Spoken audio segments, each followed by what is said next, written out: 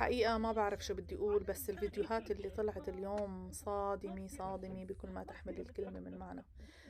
كلياتنا أكيد يعني عنا قناعة وعنا ثقة إنه هذا الشخص هو عبارة عن حثالي، بس إنه لهذا المستوى فيعني الحقيقة كان في شوية تردد إنه مو لهالدرجة لأ.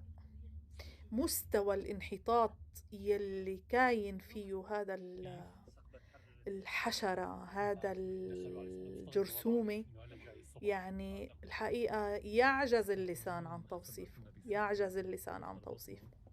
فيديوهات مقرفة، مقرفة بكل ما تحمل الكلمة من معنى. ما بعرف هذا وين عايش، من أي حظيرة هربان، ما بعرف. بالفعل هو عم يقول عن حاله بدي غيّر اسمي لحيوان آخر. أنت يعني جردون، بس هالقد. أنتِ اسمك جردون.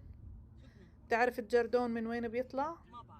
هو عبارة عن جردون ومقرف ومقزز.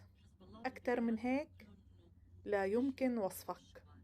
الحقيقة أنا ما كنت باتخيّل حالي أبدًا إنّي أطلع ممكن بفيديو إنّي أوصل بهذا المستوى أو أتلفّظ بهاي الألفاظ، لكن هذا الحُثالي يستحق على إنه كل كبير وصغير يوصفه بالوصف اللي هو يستحقه. بشار الجرذون الهارب من وين؟ كلكن حتعرفوا من وين. الجردون وين مكانه؟ هذا الجرذ، هذا هو بشار.